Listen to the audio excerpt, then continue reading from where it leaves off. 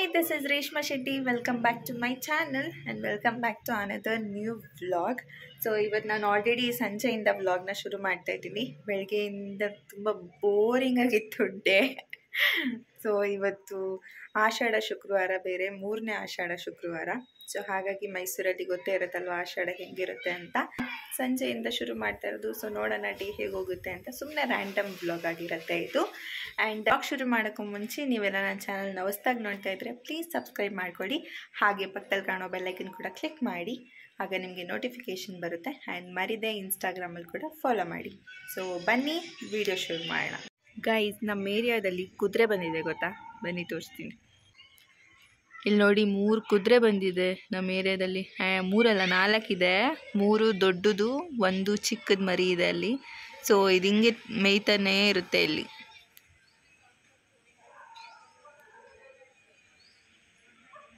ತುಂಬ ಟೈಮ್ ಬಂದಿದೆ ಗೈಸ್ ನಮ್ಮ ಮನೆ ಹತ್ರ. ಕುದುರೆ ಆಗಿರ್ಬೋದು, ಆಮೇಲೆ ಕೋತಿ ಬಂದಿದೆ ಒಂದ್ಸಲಿ. ಅದಾದಮೇಲೆ ನಾರ್ಮಲಾಗಿ ಇಲ್ಲಿ ಮೊಲಗಳು ಬರ್ತಾ ಇರುತ್ತೆ. ಲೈಕ್ ವೈಟ್ ಮೊಲ ಅಲ್ಲ, ಕಾಡು ಮೊಲ ಬರ್ತಾ ಇರುತ್ತೆ. ಕಡೆ ತುಂಬ ಪ್ರಾಣಿಗಳು ಸ್ವಲ್ಪ ಜಾಸ್ತಿ ಓಡಾಡ್ತಾ ಇರುತ್ತೆ. ಏರಿಯಾ ಸ್ವಲ್ಪ ಹಾಗೆ ಇದೆ, ಕಾಡು ಥರ. ಅಷ್ಟು ಮನೆಗಳು ಇಲ್ಲ ಅಲ್ವಾ? ಸೊ ಹಾಗಾಗಿ ಪ್ರಾಣಿಗಳು ಸಿಕ್ಕಾಬಟ್ಟೆ ಓಡಾಡ್ತಾ ಇರುತ್ತೆ. ಹಾಯ್, ಕಾಫಿ ಟೀ ಎಲ್ಲ ಆಯಿತಾ? ಓ ಆಯ್ತಪ್ಪ, 5 ಗಂಟೆಲೆ ಆಯಿತು. ಸೊ ಇವಾಗ ನಾನು ಬ್ರೆಡ್ ಜಾಮ್ ತಿಂತಾಯಿದ್ದೀನಿ. ಕುಡ್ಬಿಟ್ಟು ಇವತ್ತೇನು ಸ್ಪೆಷಲ್ಲು? ಆ್ಯಕ್ಚುಲಿ ಇವತ್ತು ಏನಾಯಿತು ಗೊತ್ತಾ? ನಮ್ಮ ಮನೆಯಲ್ಲಿ ಬೆಳಗ್ಗೆ ತಿಂಡಿ ಇಡ್ಲಿ, ಓಕೆನಾ? ಸೊ ಇವತ್ತು ಆಷಾಢ ಶುಕ್ರವಾರ ಆಗಿರೋದ್ರಿಂದ ಮೈಸೂರಲ್ಲಿ ಫುಲ್ ಫೇಮಸ್ ಅಲ್ವಾ, ಎಲ್ಲ ಕಡೆ ದೇವ್ರನ್ನ ಕೂರಿಸ್ಬಿಟ್ಟು ಪೂಜೆ ಮಾಡ್ತಾ ಇರ್ತಾರೆ, ಹಾಗೆ ಪ್ರಸಾದ ಕೊಡ್ತಾ ಇರ್ತಾರೆ. ಸೊ ಹಾಗಂತ ಅಂದ್ಕೊಂಡು ಮಧ್ಯಾಹ್ನ ಇವತ್ತು ಅಡುಗೆನೇ ಮಾಡಿಲ್ಲ ಅಂದರೆ ಇಡ್ಲಿ ಚಟ್ನಿ ಅದೇ ಇರುತ್ತೆ. ಇನ್ನು ಹೆಂಗಿದ್ರು ಅಪ್ಪ ಮತ್ತು ಅಣ್ಣ ಎಲ್ಲ ಆಚೆ ಹೋಗಿರ್ತಾರಲ್ಲ, ಸೊ ಎಲ್ಲಾದರೂ ಪ್ರಸಾದ ತೊಗೊಂಡು ಬರ್ತಾರೆ ಅಂತ ಹೇಳ್ಬಿಟ್ಟು ಮಾಡಿರಲಿಲ್ಲ, ಸುಮ್ಮನೆ ವೇಸ್ಟ್ ಆಗುತ್ತೆ ಅಂತ. ನೋಡಿದ್ರೆ ಇವತ್ತು ಯಾರೂ ತೊಗೊಂಡು ಬಂದಿಲ್ಲ, ಎಲ್ಲೂ ಹೋಗಿಲ್ಲ. ಹೋಗಿದ್ರು, ಆಮೇಲೆ ಅವ್ರ ಕಡೆಗೆ ಅವ್ರ ಫ್ರೆಂಡ್ ಕಡೆ ಖಾಲಿ ಆಗ್ಬಿಡ್ತಂತೆ ಪ್ರಸಾದನ. ಅವ್ರು ಹಣ್ಣು ಕೊಟ್ಟು ಕಳಿಸಿದ್ರು, ಸೇಬು ಮತ್ತು ಮೋಸಂಬಿ, ಕಿತ್ಲೆ ಹಣ್ಣು ಕೊಟ್ಟಿದ್ರು. ಹಂಗೆ ಈಗೇನಾದ್ರು ಸಂಜೆಗೆ ನೋಡಬೇಕು. ಈ ಮಗ ಎಲ್ಲ ಹೋಗೋನು.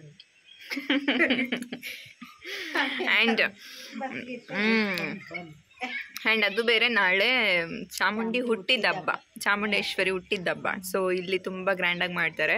ಸೂರ್ಯ ಬೇಕ್ರಿಲಂತೂ ಸಿಕ್ಕಾಬಟ್ಟೆ ಚೆನ್ನಾಗಿ ಮಾಡ್ತಾರೆ.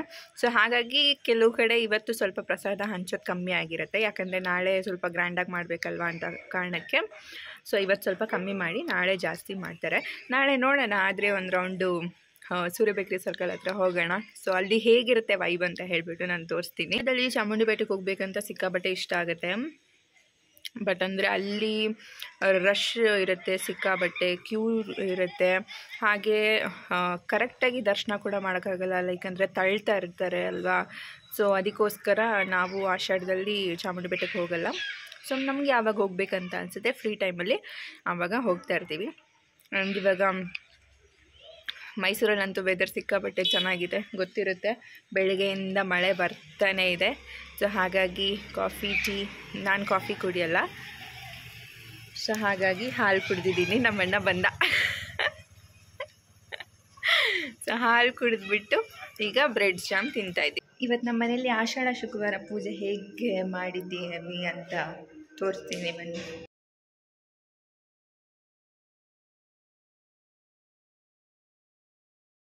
ಸೊ ಫಸ್ಟ್ಲಿ ಇವರು ನಮ್ಮನೆ ದೇವರು. ಬೆಳಗ್ಗೆ ಎದ್ದು ವಾರದಲ್ಲಿ ಯಾವಾಗಲೂ ಕರೆಕ್ಟಾಗಿ ಪೂಜೆ ಮಾಡೋದು. ನಮ್ಮಪ್ಪನೇ ಯಾವಾಗಲೂ ಪೂಜೆ ಮಾಡೋದು, ನಾವೆಲ್ಲ ಒಳಗೆ ಹೋಗಲ್ಲ. ಚಿಕ್ಕವರಿದ್ದಾಗ ಮಾತ್ರ ನಾವು ಒಳಗೆ ಹೋಗ್ತಾ ಇದ್ವಿ. ಸೊ ಒಂದು ಸರ್ಟನ್ ಏಜ್ ಅಂತ ಬಂದಮೇಲೆ ನಾನು, ಮಮ್ಮಿ ಎಲ್ಲ ಹೋಗಲ್ಲ. ಅಪ್ಪ, ಅಣ್ಣ ಮತ್ತು ಈಗ ಆ್ಯಡ್ ಆನ್ ಆಗಿರೋದು ಲಿಕ್ಕಿತ್ತು, ಬರೀ ಇವ್ರು ಇಷ್ಟೇ ಜನ ಒಳಗೆ ಹೋಗೋದು. ಸೊ ಅವ್ರು ಮಾತ್ರ ಹೋಗಬೇಕಂತ ಇರುತ್ತೆ. ಮನೇಲಿ ಒಂದು ಚಾಮುಂಡೇಶ್ವರಿ ಫೋಟೋ ಇದೆ. ಸೊ ಯಾವಾಗಲೂ ಪ್ರತಿ ವಾರನೂ ನಾವು ಅದಕ್ಕೆ ಪೂಜೆ ಮಾಡ್ತಾಯಿದ್ವಿ. ಆ್ಯಂಡ್ ಇವತ್ತು ಆಷಾಢ ಆಗಿರೋದ್ರಿಂದ ಇಲ್ಲಿ ನಮ್ಮ ಏರಿಯಾದಲ್ಲಿ ಈಗ ಒಂದೊಂದು ಸರ್ಕಲಲ್ಲಿ ದೇವ್ರ ಫೋಟೋನ ಇಟ್ಬಿಟ್ಟು ಪೂಜೆ ಮಾಡ್ತಾರಲ್ವ. ಸೊ ಆ ಥರ ಪೂಜೆ ಮಾಡಬೇಕು ಅಂತ ಹೇಳಿಬಿಟ್ಟು ಅವರು ಕೇಳಿದರು. ಸೊ ಫೋಟೋ ಇದೆ ಅಲ್ವಾ ನಿಮ್ಮ ಮನೇಲಿ ಕೊಡಿ ಅಂತ ಹೇಳ್ಬಿಟ್ಟು ಪ್ರತಿ ವರ್ಷ ಅವರು ನಮ್ಮ ಮನೇಲೇ ಫೋಟೋ ತೊಗೊಂಡು ಹೋಗ್ತಾರೆ, ಚಾಮುಂಡೇಶ್ವರಿ ಫೋಟೋ. ಸೊ ಬೆಳಗ್ಗೆ ಇವತ್ತು ಕೂಡ ಬಂದು ತೊಗೊಂಡು ಹೋಗಿದ್ರು. ಸೊ ಎಷ್ಟು ಚೆನ್ನಾಗಿ ಪೂಜೆ ಮಾಡಿ ತೊಗೊಬಂದಿದ್ದಾರೆ, ತೋರಿಸ್ತೀನಿ ಬನ್ನಿ. ಸೊ ಈ ರೀತಿ ಅವರಲ್ಲಿಟ್ಟು ಪೂಜೆ ಮಾಡಿ ಈಗ ಬೆಳಗ್ಗೆ ತೊಗೊಂಡೋಗಿದ್ರು ಅವರು ಪೂಜೆ ಮಾಡಬೇಕು ಅಂತ ಹೇಳಿಬಿಟ್ಟು. ಸೊ ಬೆಳಗ್ಗೆ ತೊಗೊಂಡೋಗಿ ಸಂಜೆ ಇವಾಗ ಜಸ್ಟ್ ಒಂದು 5 minutes ಬ್ಯಾಕು ಅವರು ತಂದುಕೊಟ್ರು. ನಾಳೆ ಅಂತೂ ಚಾಮುಂಡೇಶ್ವರಿ ಹುಟ್ಟಿದ ಹಬ್ಬ ಅಲ್ವಾ, ಸೊ ಹಾಗಾಗಿ ಸಿಕ್ಕಾಪಟ್ಟೆ ಗ್ರ್ಯಾಂಡಾಗಿರುತ್ತೆ. ಅದರಲ್ಲೂ ಕುಂಬಾರಕೊಪ್ಪಲಲ್ಲಿ ಸೂರ್ಯ ಬೇಕ್ರಿ ಸರ್ಕಲಲ್ಲಂತೂ ಸಿಕ್ಕಾಪಟ್ಟೆ ಚೆನ್ನಾಗಿ ಮಾಡ್ತಾರೆ. ರೋಡೆಲ್ಲ ಫುಲ್ ಲೈಟಿಂಗ್ಸ್ ಎಲ್ಲ ಹಾಕಿ ಚೆನ್ನಾಗಿ ಮಾಡ್ತಾರೆ. ಸೊ ಟ್ರೈ ಮಾಡ್ತೀನಿ ನಾಳೆ ಹೋಗೋಕ್ಕೆ. ಸೊ ನಾಳೆ ಏನಾದರೂ ಹೋದರೆ ಆ ಏರಿಯಾ ಸೈಡ್ ಏನಾದರೂ ನಾಳೆ ಹೋದರೆ ಕ್ಯಾಪ್ಚರ್ ಮಾಡೋಕ್ಕೆ ಟ್ರೈ ಮಾಡ್ತೀನಿ. ಇಲ್ಲ ಅಂದರೂ ಅದನ್ನ ನೋಡಬೇಕು ಅಂತ ಹೋಗ್ತೀನಿ, ನೋಡೋಣ ಏನಾಗುತ್ತೆ ಅಂತ. ಇವತ್ತಿನ ಸ್ಪೆಷಲ್ ಅಮ್ಮ ಉಪ್ಪಿಟ್ಟು ಮಾಡ್ತಿದ್ದಾರೆ, ಲೈಕ್ 1 ಟೈಮಿಗಲ್ವಾ. ಸೊ 1 ಟೈಮಿಗಾದರೂ ಉಪ್ಪಿಟ್ಟು ಚೆನ್ನಾಗಿರುತ್ತೆ ಬಿಸಿಯಾಗಿ ತಿನ್ನೋಕ್ಕೆ ಅಂತ ಹೇಳ್ಬಿಟ್ಟು. ಸೊ ಅದಕ್ಕೆ ಅಮ್ಮ ಕೆಳಗಡೆ ರೆಡಿ ಮಾಡ್ತಾಯಿದ್ದಾರೆ. ಆ್ಯಂಡ್ ನಾನಿವಾಗ ಸ್ವಲ್ಪ ನನ್ನ ವರ್ಕಿಂಗ್ ಟೈಮಿಗೆ ಬಂದಿದ್ದೀನಿ. ಸೊ ಸ್ವಲ್ಪ ಹೊತ್ತು ಕೆಲಸ ಮಾಡಿ ವರ್ಕ್ ಮಾಡಿ ಆಮೇಲೆ ಡಿನ್ನರ್ ಬ್ರೇಕಲ್ಲಿ ಹೋಗಬೇಕು. ಆ್ಯಂಡ್ ಇವತ್ತು ನಾನು ವೇರ್ ಮಾಡಿರೋದು ಲಿಖಿತ್ ಅವ್ರ ಟೀ ಶರ್ಟು. ಸೊ ಅವರು ಇಲ್ಲಿಲ್ಲ, ಬೆಂಗಳೂರಿಗೆ ಹೋಗಿದ್ದಾರೆ. ಸೊ ಅವ್ರನ್ನ ಮಿಸ್ ಮಾಡ್ಕೊತಾ ಇದ್ದೀನಿ. ಸೊ ಹಾಗಾಗಿ ಅವ್ರ ಟೀ ಶರ್ಟ್ ಇತ್ತು. ಸೊ ಯೂಶ್ವಲಿ ಹೆಣ್ಮಕ್ಳಿಗೆ ಹಂಗೆ ಅಲ್ವಾ. ಸೊ ಮನೇಲಿದ್ದಾಗ ಚಿಕ್ಕವರಿದ್ದಾಗ ಅಣ್ಣನ ಟೀ ಶರ್ಟು ಆ ಥರ ಟೀ ಶರ್ಟ್ ಹಾಕ್ಕೊತಾ ಇರ್ತೀವಿ. ಆ್ಯಂಡ್ ಇವಾಗ ಆಬ್ವಿಯಸ್ಲಿ ಹಸ್ಬೆಂಡ್ ಟೀ ಶರ್ಟ್ಸ್ನ ಹಾಕ್ಕೊತೀವಿ. ನಾನು ಅದಕ್ಕೇ ಅವ್ರನ್ನ ಮಿಸ್ ಮಾಡ್ಕೊತಾ ಇದ್ದೆ ಅಂದ್ಬಿಟ್ಟು ಅವ್ರ ಟೀ ಶರ್ಟ್ನ ಹಾಕ್ಕೊಂಡಿದ್ದೇನೆ. ಸೊ ಈಗ ಬ್ಯಾಕ್ ಟು ವರ್ಕ್. ಸೊ ಈವ್ನಿಂಗಿಂದ ವ್ಲಾಗ್ ಶುರು ಮಾಡಿರೋದ್ರಿಂದ ನಂದು ನೈಟ್ ಶಿಫ್ಟ್ ಆಗಿರೋದ್ರಿಂದ ಸೊ ನನ್ನ ವರ್ಕಿಂಗ್ ಟೈಮ್ ಶುರು ಆಗುತ್ತೆ. ಸೊ ಹಾಗಾಗಿ ಇದನ್ನು ಕೂಡ ವ್ಲಾಗಲ್ಲಿ ಇನ್ಕ್ಲೂಡ್ ಮಾಡ್ತಾಯಿದ್ದೀನಿ. ಸೊ ಐ ಹೋಪ್ ನಿಮ್ಮೆಲ್ಲರಿಗೂ ಇಷ್ಟ ಆಗುತ್ತೆ ಅಂತ. ನಾನು ಯಾವಾಗಲೂ ನನ್ನ ಬೆಡ್ ಮೇಲೆ ವರ್ಕ್ ಮಾಡೋಕ್ಕೆ ಸಿಕ್ಕಾಪಟ್ಟೆ ಇಷ್ಟಪಡೋದು, ನನಗೆ ಕಂಫರ್ಟಬಲ್ ಆಗಿರುತ್ತೆ ಅಂತ ಅಂದ್ಬಿಟ್ಟು. ಆ್ಯಂಡ್ ಲಾಗಿನ್ ಆಗಿದ ತಕ್ಷಣ ಫಸ್ಟು ಮೇಲ್ಸ್ನೆಲ್ಲ ಚೆಕ್ ಮಾಡ್ತಾ ಇರ್ತೀನಿ, ಯಾವ್ದು ಮೇಲ್ಸ್ ಬಂದಿದೆ ಅಂತ ಹೇಳ್ಬಿಟ್ಟು. ಆ್ಯಂಡ್ ಕೆಲವೊಂದಕ್ಕೆ ಯಾವುದಾದ್ರೂ ರಿಪ್ಲೈ ಮಾಡೋದಿದ್ದರೆ ಫಸ್ಟು ಅದನ್ನ ಕ್ಲಿಯರ್ ಮಾಡಿ ಆಮೇಲೆ ವರ್ಕಿಂಗ್ ಕುತ್ಕೊಳೋದು. ಆ್ಯಂಡ್ ಇವತ್ತು ಫ್ರೈಡೇ ಆಗಿರೋದ್ರಿಂದ ಅಷ್ಟೊಂದು ವರ್ಕ್ ಇರೋಲ್ಲ, ಸ್ವಲ್ಪ ಆರಾಮ್ಸೆ ಇರುತ್ತೆ. ಸೊ ವೀಕೆಂಡ್ ಬೇರೆ ಇರುತ್ತಲ್ವ, ಸೊ ಅಷ್ಟೊಂದೇನೂ ಇರೋಲ್ಲ. ಆ್ಯಂಡ್ ಸಮ್ಟೈಮ್ಸ್ ನಾನು ಕಾಲ್ಸ್ ತೊಗೊಳ್ಳೋ ಅವಶ್ಯಕತೆ ಬರುತ್ತೆ, ಆಗ ಮಾತ್ರ ಕಾಲ್ಸ್ ತೊಗೋತೀನಿ. ಆ್ಯಂಡ್ ಬಾಕಿ ಟೈಮಲ್ಲಿ ವರ್ಕ್ ಆ್ಯಸ್ ಯೂಶ್ವಲ್ ಆಗಿರುತ್ತೆ. ಇನ್ನು ಕ್ಲೈಂಟ್ಸಿಗೆ ವರ್ಕ್ ಮಾಡೋದ್ರಿಂದ ನಂದು ನೈಟ್ ಶಿಫ್ಟ್ ಆಗಿರುತ್ತೆ, US ಶಿಫ್ಟ್ ಇರುತ್ತೆ. ಸೊ ಹಾಗಾಗಿ ಆ್ಯಂಡ್ ಈಗ ಡಿನ್ನರ್ ಟೈಮ್ ಅಮ್ಮ ಉಪ್ಪಿಟ್ಟು ಮಾಡಿದ್ರು ಅಂತ ಹೇಳಿದ್ನಲ್ವ. ಸೊ ಆರಾಮ್ಸೆ ಸ್ವಲ್ಪ ಹೊತ್ತು ತಿಂದು TV ನೋಡಿಕೊಂಡು ರೆಸ್ಟ್ ಮಾಡಿ ಊಟ ಮಾಡ್ಕೊಂಡು ಬಂದಿದ ತಕ್ಷಣ ನಾನು ಕೆಲಸ ಕೂತ್ಕೊಂಡ್ಬಿಟ್ಟೆ. ಟೈಮ್ ಹೋಗಿದ್ದೇ ಗೊತ್ತಾಗಿಲ್ಲ. ಈಗ ಆಲ್ರೆಡಿ ಟೈಮ್ ಬಂದು 10 o'clock ಆಗಿದೆ. ಸೊ ಕೆಲಸ ಮಾಡ್ಕೊಂಡು ಕೂತ್ಕೊಂಡ್ಬಿಟ್ರೆ ಟೈಮ್ ಹೋಗೋದು ಗೊತ್ತಾಗಲ್ಲ. ಆ್ಯಂಡ್ ಲಾಗೌಟ್ ಇರೋದು 2:30, ಸಮ್ಟೈಮ್ಸ್ 5:30 ಕೂಡ ಆಗುತ್ತೆ. ಸೊ ನೈಟ್ ಶಿಫ್ಟ್ ಮಾಡೋದು ಸಿಕ್ಕಾಬಟ್ಟೆ ಕಷ್ಟ. ನೀವು ಯಾರಾದರೂ ಮಾಡ್ತಾಯಿದ್ರೆ ಐ ಥಿಂಕ್ ನೀವು ಕೂಡ ಈ ಥರ ಎಕ್ಸ್ಪೀರಿಯೆನ್ಸ್ ಮಾಡಿರ್ತೀರ. ನೈಟ್ ಶಿಫ್ಟ್ ಯಾರಾದರೂ ವರ್ಕ್ ಮಾಡ್ತಾಯಿದ್ರೆ ಊಟ ಬೇಗ ಮಾಡಿರ್ತೀವಿ, ಲೈಕ್ 2:30 ಮತ್ತು 5:30 ತನಕ ಎದ್ದಿರೋದ್ರಿಂದ ಮಧ್ಯೆ ಸ್ವಲ್ಪ ಹೊಟ್ಟೆ ಹಶು ಅದು ಕಾಮನ್ ಆಗೇ ಆಗುತ್ತೆ. ಸೊ ನಾನು ಸ್ವಲ್ಪ ಫ್ರೂಟ್ಸ್ನ ತೊಗೊಂಬಂದು ಇಟ್ಕೊಂಡಿದ್ದೀನಿ, ಆ್ಯಪಲ್ ಮತ್ತು ಇನ್ನೊಂದು ಏನದು ಮರ್ಸೇಬು ಅಂತಾರಲ್ವ, ಸೊ ಅದು ಮತ್ತು ಕೆಲವೊಂದು ಫ್ರೂಟ್ಸ್ನ ತೊಗೊಂಡು ಬಂದು ಇಟ್ಕೊಂಡಿರ್ತೀನಿ ಯಾವಾಗಾದರೂ ಹೊಟ್ಟೆ ಹಸಿದಾಗ ತಿನ್ನೋಕ್ಕೆ ಅಂತ ಹೇಳಿಬಿಟ್ಟು. ಆ್ಯಂಡ್ ನೈಟ್ ಶಿಫ್ಟ್ ಮಾಡೋದ್ರಿಂದ ಸಿಕ್ಕಾಬಟ್ಟೆ ಹೆಲ್ತ್ ಇಶ್ಯೂಸ್ ಆಗುತ್ತೆ. ಲೈಕ್ ಸ್ಟಾರ್ಟಿಂಗ್ ಸ್ವಲ್ಪ ಕಷ್ಟ ಆಗ್ಬೋದು ವರ್ಕ್ ಮಾಡೋಕ್ಕೆ. ಸೊ ನನಗೂ ಕೂಡ ಸ್ಟಾರ್ಟಿಂಗ್ ಸಿಕ್ಕಾಪಟ್ಟೆ ಕಷ್ಟ ಆಯಿತು, ಯಾಕಂದರೆ ನಾನು ನೈಟ್ ಶಿಫ್ಟ್ ಮಾಡಿರಲಿಲ್ಲ, ಮುಂಚೆ ಮಾಡ್ತಾಯಿದ್ದು ಡೇ ಶಿಫ್ಟ್ ಮಾಡ್ತಾಯಿದ್ದು. ಸೊ ಅದಾದಮೇಲೆ ಸಡನ್ಲಿ ನೈಟ್ ಶಿಫ್ಟ್ ಮಾಡಿದಾಗ ನಮ್ಮದು ಟೋಟಲ್ ರೂಟೀನೇ ಚೇಂಜ್ ಆಗಿಬಿಡುತ್ತೆ. ಲೈಕ್ ಆಫೀಸಲ್ಲಿ ನಿದ್ದೆ ಬರುತ್ತೆ. ಸ್ಟಾರ್ಟಿಂಗ್ ಕೂಡ ನಾನು ನಿದ್ದೆ ಮಾಡಿಬಿಟ್ಟಿದ್ದೀನಿ, ಲೈಕ್ ಟ್ರೈನಿಂಗ್ ಪೀರಿಯಡಲ್ಲೇ ನಿದ್ದೆ ಮಾಡಿದ್ದೀನಿ ಕೂಡ ಟ್ರೈನಿಂಗ್ ಪೀರಿಯಡಲ್ಲಿ. ಯಾಕಂದರೆ ರೂಢಿ ಇರಲ್ಲ ಅಲ್ವಾ. ಸೊ ಮಧ್ಯಾಹ್ನದ ಹೊತ್ತು ಆಲ್ಮೋಸ್ಟ್ ತುಂಬ ಅಂದರೆ ತುಂಬ ಕಮ್ಮಿ ನಾನು ಮಲಗ್ತಾ ಇದ್ದಿದ್ದು. ಸೊ ಇವಾಗ ನೈಟ್ ಶಿಫ್ಟ್ ಹೋಗಬೇಕು ಅಂತ ಅಂದರೆ ಲೈಕ್ ಮಧ್ಯಾಹ್ನ ಸ್ವಲ್ಪ ಹೊತ್ತು ಮಲ್ಕೊಳ್ಳೇಬೇಕಾಗುತ್ತೆ. ಸೊ ಹಾಗಾಗಿ ನಿದ್ದೆ ಬಂದುಬಿಡೋದು. ಅದಾದಮೇಲೆ ನಾನು PGಯಲ್ಲಿ ಬೇರೆ ಇದ್ದಿದ್ದರಿಂದ ಲೈಕ್ ನಾನು ಬರೀ 1 ಟೈಮ್ ಮಾತ್ರ PG ಫುಡ್ ತಿಂತಾಯಿದ್ದೆ. ಲೈಕ್ ಬೆಳಿಗ್ಗೆ ಟಿಫಿನ್ ಕೂಡ ಮಾಡೋಕ್ಕಾಗ್ತಿರ್ಲಿಲ್ಲ. ಆ್ಯಂಡ್ ನೈಟ್ ಕೂಡ ನಾನು PGಯಲ್ಲಿ ತಿಂತಾ ಇರಲಿಲ್ಲ. ಔಟ್ಸೈಡ್ ತಿನ್ನಬೇಕಿತ್ತು ಆಫೀಸಲ್ಲಿ, ಬಟ್ ನನಗೆ ಔಟ್ಸೈಡ್ ಫುಡ್ ಅಡ್ಜಸ್ಟ್ ಆಗ್ತಿರ್ಲಿಲ್ಲ ಅಂತ ಹೇಳ್ಬಿಟ್ಟು ನಾನು ಆಫೀಸಲ್ಲೂ ಕೂಡ ಏನೂ ತಿಂತಾ ಇರಲಿಲ್ಲ. ಲೈಕ್ ಕಾಫಿ, ಟೀ ಅಥವಾ ಸ್ನ್ಯಾಕ್ಸ್, ಈ ಥರ ಪಫ್ ಅಥವಾ ಬ್ರೆಡ್ಡು, ಸೊ ಈ ಥರದನ್ನ ನಾನು ತಿನ್ಕೊಂಡು ಕಾಲ ಕಳೀತಾ ಇದ್ದೆ. ಸೊ 1 ಟೈಮ್ ಅಷ್ಟೇ ನಾನು ಊಟ ಮಾಡ್ತಾಯಿದ್ದು, ಮಧ್ಯಾಹ್ನ ಮಾತ್ರ ಊಟ ಮಾಡ್ತಾಯಿದ್ದು. ಲೈಕ್ ಅಂದರೆ ನಾನು ಬೆಳಗ್ಗೆ ಬಂದು 5:30 ಅಥವಾ 2:30ಗೆ ಬಂದು ನಾನು ಮಲ್ಕೊಂಡ್ರೆ ನಾನು ಎದೊಳ್ತಾ ಇದ್ದಿದ್ದೆ 11 o'clock ಹಂಗೆ.